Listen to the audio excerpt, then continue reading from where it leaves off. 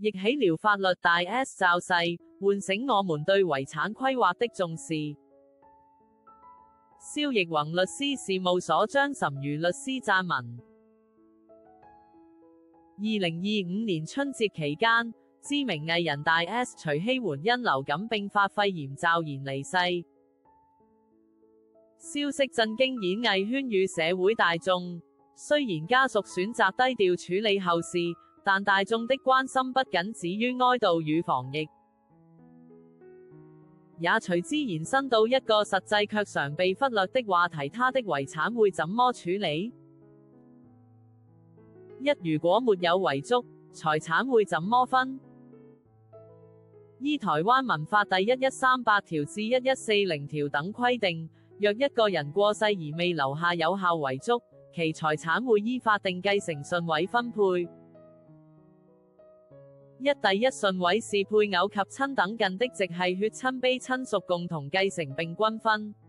換言之，如果過世時留有子女及孫子女，會由子女取得繼承權，親等較遠的孫子女則無繼承權。但如果子女早於自己離世，孫子女會取得代位繼承權。舉例來說，被繼承人甲有配偶及兩名子女 A 及 B，A 早於甲離世，並留有兩名子女 C、D 即甲的孫子女。此時甲的繼承人為配偶應計分1/3，子女 B 應計分1/3及代位繼承的孫子女 C 應計分1/6，D 應計分1/6。應計分比例是如何計算出來的呢？本來應計分會由配偶、子女 A 及 B 三人均分，因此配偶及子女 B 的應計分各為1/3，子女 A 的應計分1/3則由孫子女 C、D 代位繼承均分，因此孫子女 C、D 的應計分各為1/6。二、若無直系血親卑親屬，則由配偶應計分1/2，與第二順位的父母均分剩餘的1/2共同繼承。三、若無直系血親卑親屬，父母亦早先離世，則由配偶應計分1/2及第三順位的兄弟姐妹均分剩餘的1/2繼承。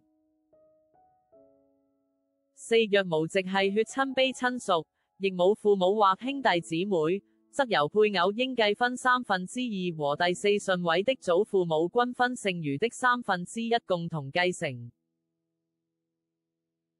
因此以大 S 的狀況，大 S 過世後，在大 S 沒有訂立生前遺囑的前提下，他的繼承人應為具俊曄以及大 S 的兩名未成年子女，三人各佔1/3應計分。而法律預設嚴密，然而不見得與被繼承人的意願一致，甚至可能引發遺產衝突，又因為繼承權具有一身專屬性。即便是法第一時間具俊曄表示要將所有的權利讓給岳母，繼承人並不因此變成大 S 的媽媽，即第二順位直系血親專親屬。而大 S 案帶來的3點提醒：一、未成年子女親權行使與特有財產管理。大 S 過世時，留有與中國籍前夫汪小菲所生的兩名未成年子女，雙方離婚時未成年子女的親權由大 S 單獨行使。在大 S 離世後，此時兩名子女的親權行使歸屬，需考量未成年子女的最佳利益。如果未成年子女的親權歸汪小菲行使，未成年子女自大 S 繼承的遺產屬於其特有財產。在子女滿18歲前，汪小菲必須為子女利益，才可以加以處分。然而汪小菲透過親權實質上仍對大 S 遺產具有一定控制權。倘若汪小菲有濫用情事，還需透過訴訟解決。若具俊曄想技術性避免汪小菲透過親權行使實質可控制的遺產數額，可先在遺產分配程序前，主張夫妻剩餘財產分配請求權。因此在配偶早先離世的情況下，生存他方為避免未成年子女無所依歸，或許可以透過遺囑方式指定監護人，並一併指定擔任開具財產清冊的人。二、財產跨國配置，繼承程序繁瑣。據媒體報道，大 S 在日本、韓國、中國均擁有不動產與其他投資。若未預先設立信託或安排受益人，繼承人恐需耗費時間金錢處理海外遺產。三、遺產稅問題未規劃，反讓家人承擔重稅。由於大 S 驟然離世，所留遺產可能沒有事先安排節稅規劃，導致遺產稅額甚高。有地政士即估算大 S 遺產稅可能高達6000多萬元，繼承人是否有能力繳納也成討論。若要避免遺產稅造成家人負擔，生前可善用分年贈與人壽保險指定受益人，需同時留意實質課稅原則，預留現金繳納遺產稅等方式加以節稅。三、遺產規劃是對家人最後的照顧。遺產規劃並不是觸霉頭，而是讓家人在面對離世悲傷時，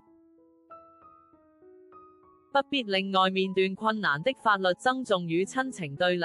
大 S 的驟逝提醒我們，人生無常，我們需要預先做好安排，包含盤點名下資產與負債，訂立遺囑，安排遺產分配對象及比例。若是最後行使未成年子女親權者，可用遺囑指定監護人。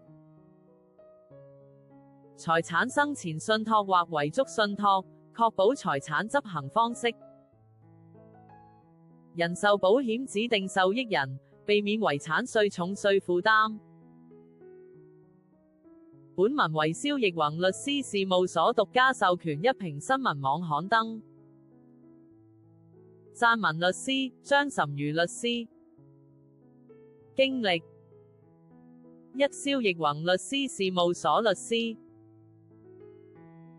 二、行政院人事行政總處法規會科員。執業信條：法律的本質是為人尋求秩序中的安穩與尊嚴，在變動的人生裏照見一線明光。